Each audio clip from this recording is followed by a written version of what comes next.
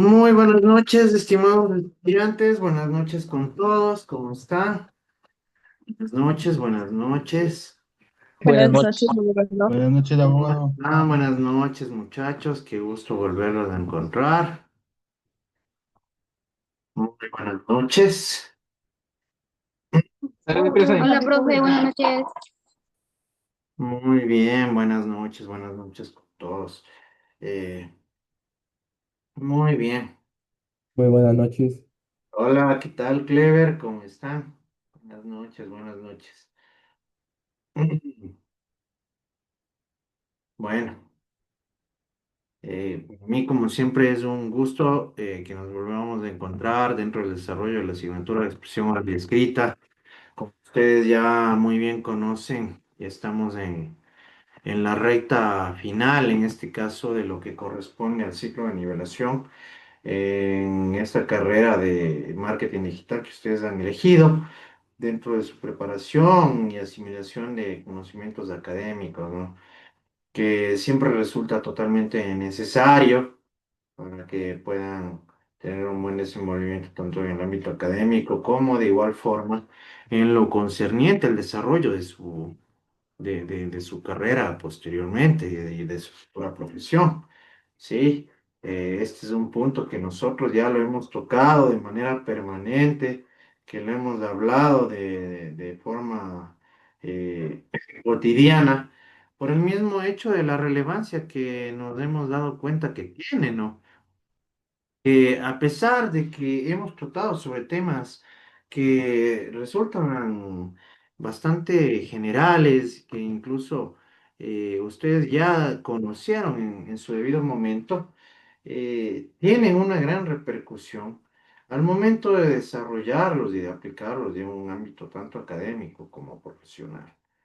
Por esa misma razón, resulta tan importante que todos y cada uno de ustedes puedan volver a aprender, ¿sí?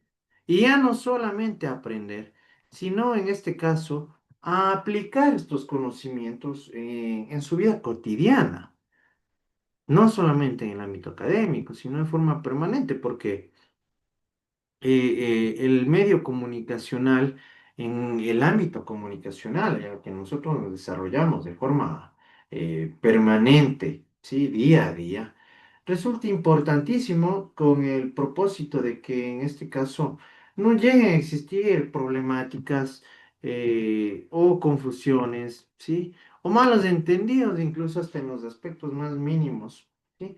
En las expresiones más mínimas de la Claudina que forman parte del entorno de una persona, de un ser humano en este sentido, ¿sí? Entonces, por todas estas consideraciones, hemos ido avanzando de forma progresiva en estos temas que se han estructurado de manera articulada con el único fin de que ustedes puedan seguir acoplando esta información, estos contenidos dentro de sus aprendizajes. Y como les decía, ¿no? No solamente que los aprendan, que los conozcan, sino que los apliquen, que los pongan en práctica y que, créanme, van a tener que hacerlo de forma obligatoria durante todo el transcurso de su preparación académica. Mucho más en sí el tema que nosotros vamos a observar el día de hoy, que tiene gran relevancia en lo concerniente a, al desarrollo, ¿sí? De textos, con carácter académico y científico. Ya hemos venido hablando, hemos venido tratando, tal vez lo veíamos de una manera un poco superficial al principio, no ahondábamos o profundizábamos dentro de este tipo de temas, pero el día de hoy ya lo vamos a tomar de manera específica y nos vamos a centrar concretamente a lo que respecta a las normas APA. Yo creo que todos y cada uno de ustedes, por lo menos si no conocen o no han aplicado estas normas APA, ustedes saben muy bien la relevancia e importancia que llegan a tener dentro de este tipo de textos, ¿no? Que forman parte de reglas obligatorias dentro de las diversas estructuras de textos con carácter científico, con la finalidad de que ustedes mismos conozcan la correcta elaboración de este tipo de textos y que con ello tengan un buen desempeño al momento de elaborar trabajos, tareas, actividades académicas universitarias. Son actividades, en este caso, que tienen que desarrollar de forma permanente, ¿sí? Es por eso que resulta tan necesario que aboquemos conocimiento de estos particulares, que conozcamos un poco más de las normas APA y que incluso que ustedes puedan darse cuenta de todo lo que contienen y forma parte de este grupo de reglas, ¿sí? Su propia conceptualización en este caso establece a las mismas como normas, ¿no? Que en sí, como sinónimos, establecemos a reglas, a leyes, ¿no? Que tienen que aplicarse, en este caso, con el único fin y propósito de cumplir con los requerimientos necesarios para que un texto adopte o tenga esta consideración de científico o académico. Por esa misma razón les pregunto, ¿qué son las normas APA para ustedes?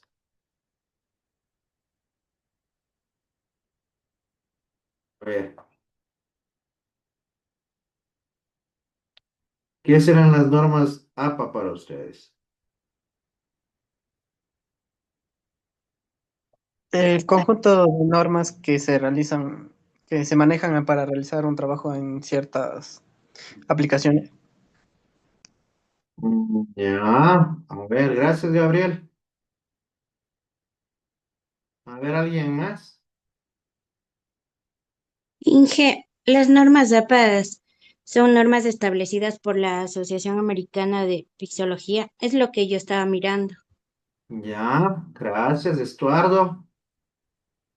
Son un conjunto de reglas para la presentación de trabajos académicos, especialmente lo usamos en su mayoría lo que es Word.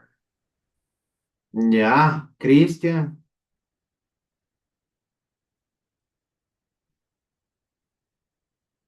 Lice, ¿qué tal? Buenas noches.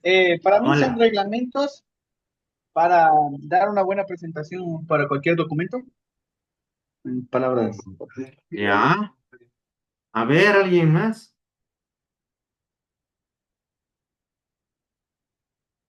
Bueno, entonces, en este caso, tomemos en consideración. Vamos a observar durante la clase de la presente semana y la de la siguiente esta guía resumida de puntos que contienen las normas APA. En este sentido, las normas APA que se encuentran vigentes son las de la séptima edición. ¿Sí? En sí, debemos conocer que todo, en este caso, lo que corresponde a normas APA séptima edición, incluyendo el contenido que vamos a observar en estas clases, tratará en caso de en este caso como sugerencias basadas en informaciones que se han establecido dentro de las mismas, ¿sí? Tomar en cuenta que esas normas APA son aplicadas incluso dentro de las instituciones de educación superior y que en sí se llegan a tomar, dependiendo de estas entidades, las características fundamentales que formarán parte de estos textos, ¿no? Que deben cumplir en sí con este tipo de requerimientos. Entonces, nosotros debemos tomar en cuenta que dentro de lo que corresponde a las normas APA, se establecen desde el tipo y tamaño de fuente, es decir, desde el tipo de letra, como nosotros lo conocemos de forma muy regular, márgenes, portadas, encabezados, longitudes del título, URLs y DOI, ¿sí? Títulos, subtítulos que tienen cada uno de estos niveles, las citas secundarias, citas principales, referencias, bibliografías, ¿sí? Los números incluso de autores, de referencias que tienen cada uno de ellos una forma específica que deben estar, en la que deben encontrarse establecidas, ¿sí? Hasta el punto de determinar la manera en la que se tienen que llegar a citar, como la información que forma parte de la misma, ¿no? O incluso hasta de la ciudad, el editorial de los libros que se han incluido, que deben formar parte también de este contenido. Como punto de partida, nosotros tenemos una estructura, ¿sí? ¿Qué entienden ustedes por estructura? ¿Qué entienden ustedes como estructura?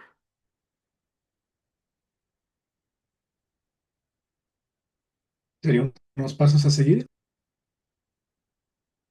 A ver, estamos hablando de estructura, ¿verdad? A ver, Nicky.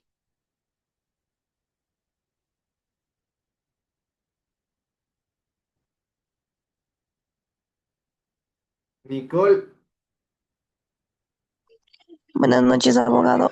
Podría ser de lo que va formado digamos, el formato que va en orden, digamos, como dijo usted, título, puede ser título, subtítulo, los temas, los subtemas. a ver, Gabriel. Para mí la estructura es como el conjunto de lo que está hecho, es como un conjunto, lo que le forma. Ya, a ver, ¿alguien más?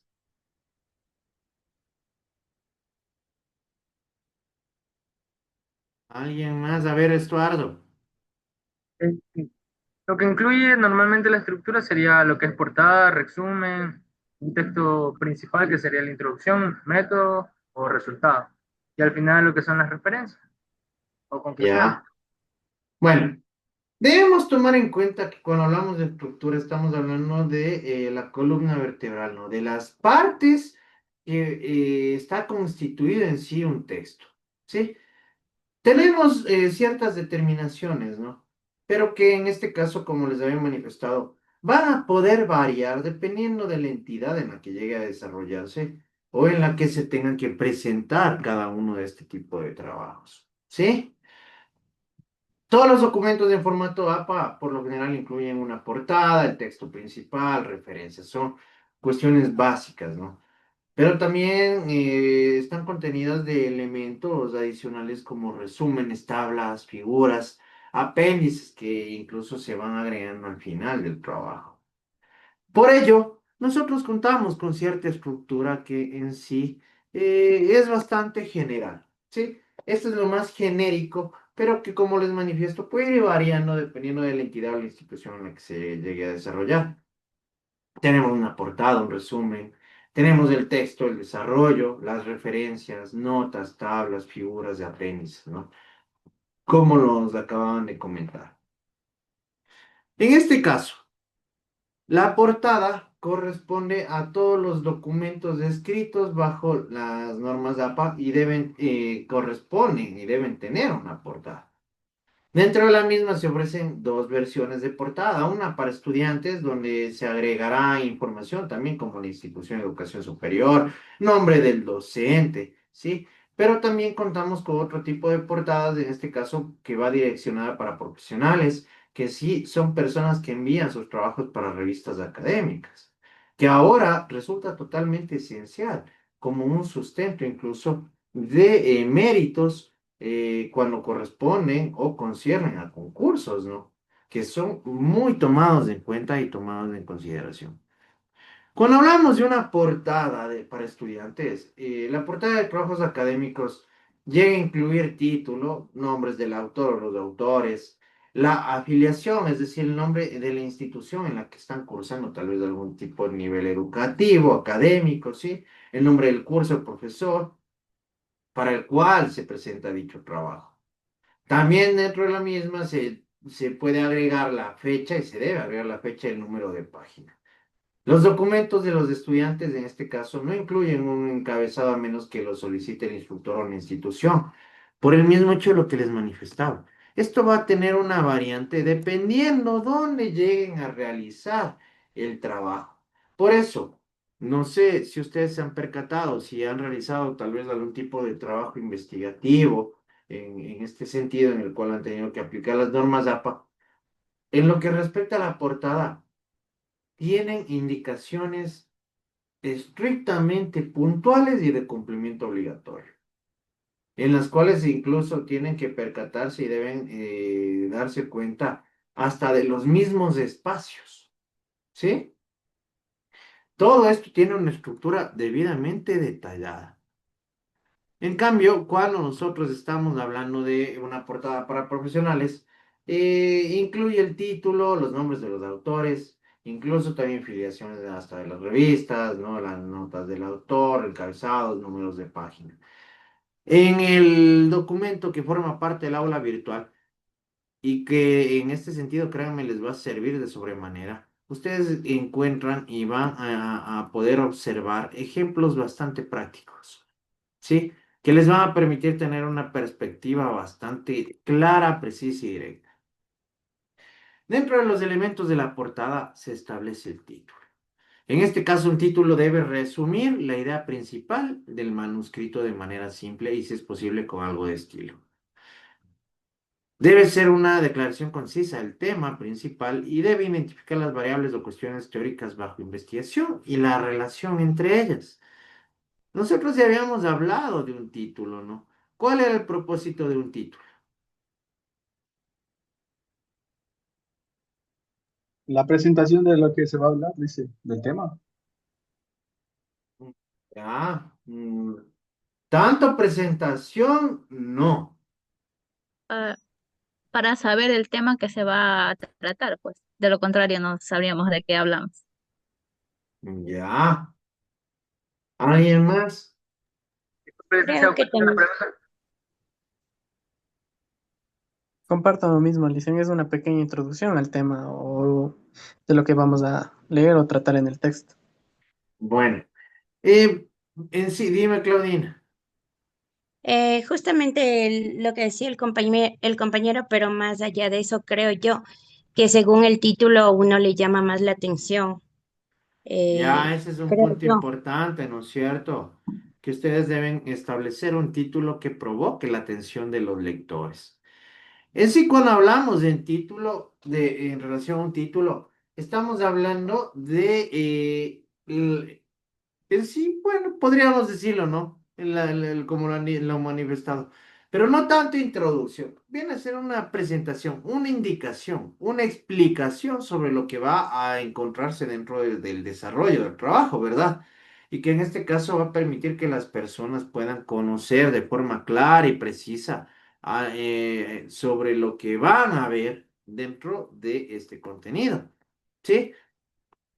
Un título en este caso se puede acortar fácilmente y siempre va a poder ser utilizado incluso como una puntualización abreviada sobre lo que vamos a ver.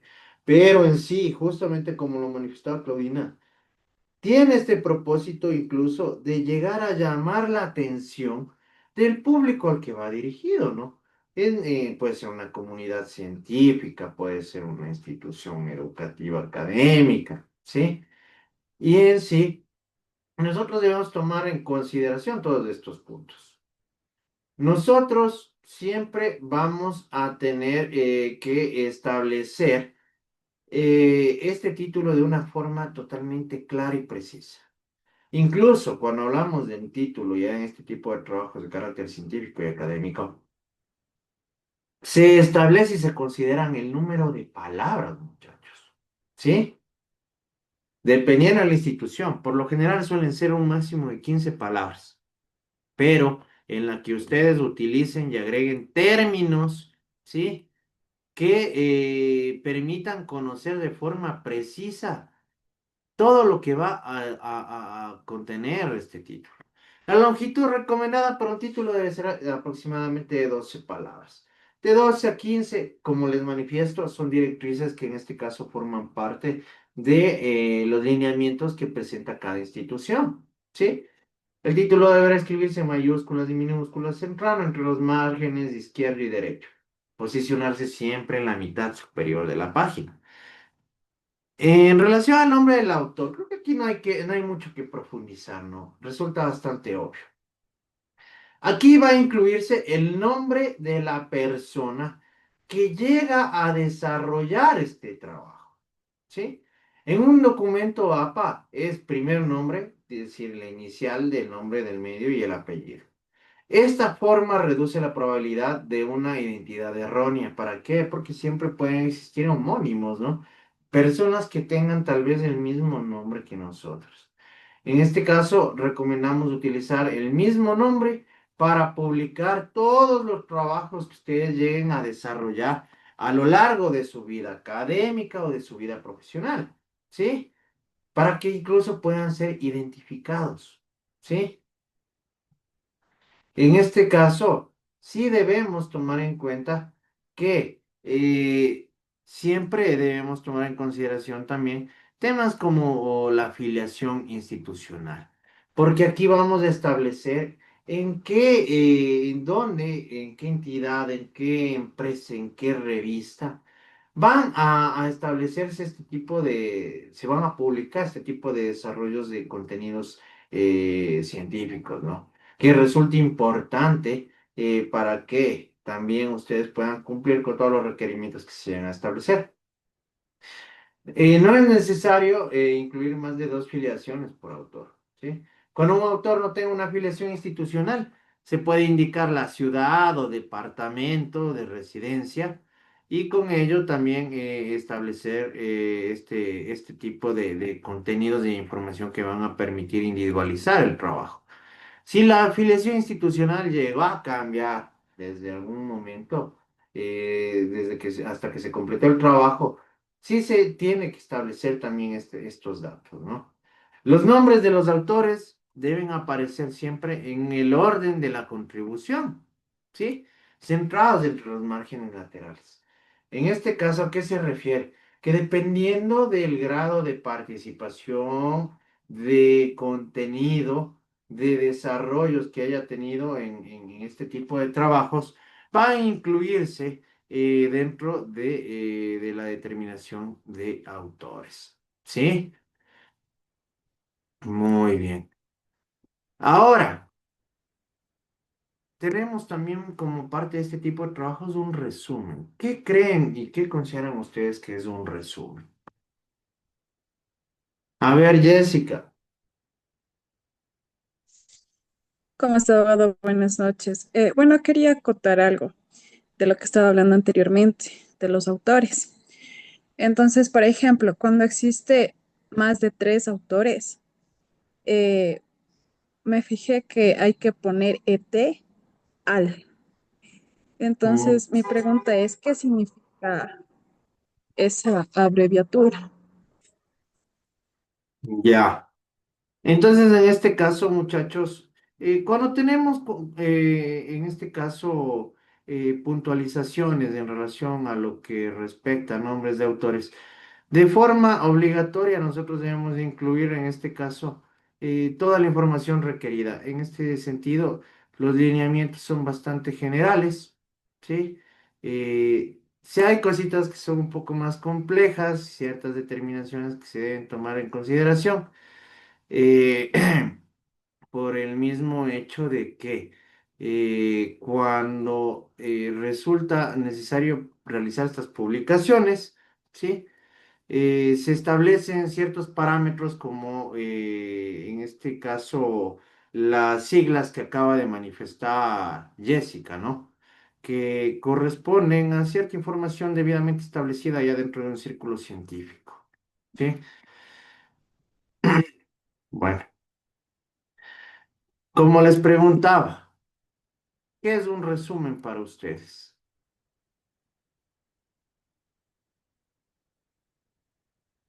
Gabriel. Para mí es como la versión abreviada de un texto así, de un tema como tal, el que considera o sobre todo mantiene las ideas principales y el objetivo, como para darnos a conocer más resumidamente. Ver a alguien más. ¿Qué es un resumen? Estuardo. El resumen en sí es una versión abreviada de algún texto o cualquier tipo de contenido, que en su mayoría lleva gran parte de las ideas principales de manera concisa y objetiva. Ya. Bueno, verán, en este caso vas a establecer este resumen de igual manera, como lo han mencionado, ¿no? Es un texto breve y claro sobre el contenido del artículo. Este va a permitir de igual forma que los lectores puedan conocer de forma directa y concreta sobre qué se van a desarrollar estos temas. ¿Sí? Eh, este resumen tiene gran relevancia por el mismo hecho que ya en lo que corresponde a textos de carácter científico, recuerdan que nosotros habíamos visto que tiene un contenido específico que debe establecerse. Dentro de los mismos forma parte una pequeña introducción, se establece en este caso el objeto del trabajo, se establece en la metodología, los resultados que se han llegado a obtener e incluso las conclusiones. Pero todo esto se resume, ¿sí? Es decir, se sintetiza en un número determinado de palabras. Cuando hablamos de un resumen, por lo general suelen ser un máximo de 350 palabras, ¿sí? En relación al abstract, como les había manifestado en algún momento, es la versión en inglés o en cualquier otro idioma, ¿no? Que sirve para globalizar el trabajo, para que en este caso todo el mundo, personas de alrededor del globo, puedan comprender sobre lo que trata en sí la investigación. Dentro de este sentido, también debemos tomar características que forman parte de un resumen. En este caso, un resumen debe ser preciso, por lo que deberán asegurarse que el resumen refleje el propósito y el contenido del trabajo, que no incluye información que no aparezca incluso en el cuerpo, ¿sí? Si el estudio amplía o replica alguna investigación previa, también se la puede agregar en el resumen, pero tomando en consideración que se cite al autor y el año del texto correspondiente. ¿Por qué creen que es importante incluir siempre este tipo de datos?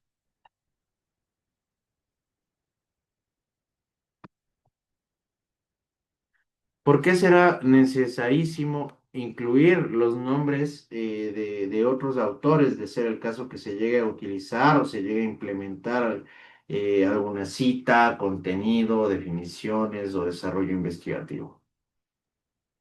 Por el tema de plagio será, tal vez, para que Ya, no gracias, lo... Florcita. Ya, Estuardo. Igual que la compañera, porque nos podrían poner lo que es el plagio, ya que copiamos un contenido de otro autor. Y Sí, creo que es delito, ¿no? exactamente. ¿Por qué? Porque existen los derechos de autor, muchachos. ¿Sí? Si bien es cierto, yo puedo utilizar un trabajo, una investigación desarrollada por Flor, ¿ya? Pero yo de forma obligatoria voy a tener que agregar el nombre de Flor y el trabajo por el mismo hecho de que fue de su autoría. Y si yo llego a atribuirme el desarrollo de algún tipo de contenido, definición que no me corresponde, estoy en este caso incurriendo y violando el derecho de autoría. Y en este caso puede repercutir incluso como un delito, ¿sí? No es evaluativo, informe en vez de evaluar, no se debe hacer comentarios sobre lo que está en sí de forma establecido de forma concreta, sino hay que concentrarse en informar. Debe ser coherente y legible. Por lo tanto, es necesario establecer un lenguaje conciso, utilizando la voz activa en lugar de la voz pasiva. Por ejemplo, investigando en vez de investigado en vez de una investigación, ¿sí? De los autores que presentaron los resultados en vez de los resultados fueron presentados. Incluso aquí hasta la manera en la que se llega a establecer tiene ciertos lineamientos específicos. Es conciso porque es breve, ¿sí? Y en este caso, cada oración tiene que ser lo más informativa posible. Por eso aquí la utilización de palabras adecuadas que nos permitan a nosotros transmitir de forma bastante contundente sobre lo que va a referir el trabajo resulta elemental. Aquí también es necesario que ustedes cuenten con un vocabulario bastante amplio que les permita en este sentido ubicar y utilizar este tipo de palabras en estos trabajos. El límite de palabras, por lo general, se establece también por las instituciones educativas o en las que se llegan a presentar este tipo de trabajos. Los límites de palabras varían dependiendo en sí, en donde usted llega a desarrollar los mismos. Pueden ir de 200, de 150 a 150, incluso un máximo como 350, pero de las cuales no se van a poder pasar. Pero como les digo, viene a ser de cumplimiento estricto porque cada institución emite las directrices correspondientes para los trabajos que desarrolla. El formato que corresponde al preparar este tipo de trabajos se comienza siempre en una nueva página. El encabezado de esta página debe estar identificado con un título abreviado como running head, ¿sí? Que corresponde en este caso a una determinación específica sobre el título, ¿no? Que va a ser un poco de resumen. La etiqueta de resumen debe aparecer centrada en la parte superior de la página con negrillas. La primera línea de resumen debe quedar al ras sin ningún tipo de sagrado, ¿sí?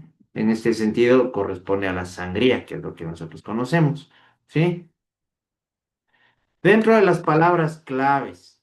En las palabras claves, nosotros, muchachos, vamos a establecer las palabras de mayor relevancia que en sí nos permiten a nosotros establecer el punto esencial y fundamental del trabajo a desarrollar, ¿sí? En este sentido, es posible que se puedan enumerar este tipo de palabras de trabajo en resumen, que en este, también en este mismo sentido se puede comenzar y se puede escribir las palabras clave en cursiva y luego escribir cada palabra separada, ¿sí? En el texto debemos tomar en consideración también que corresponde al cuerpo del documento en un formato APA y está compuesto generalmente por secciones, que en este caso son introducción, métodos, resultados y discusiones.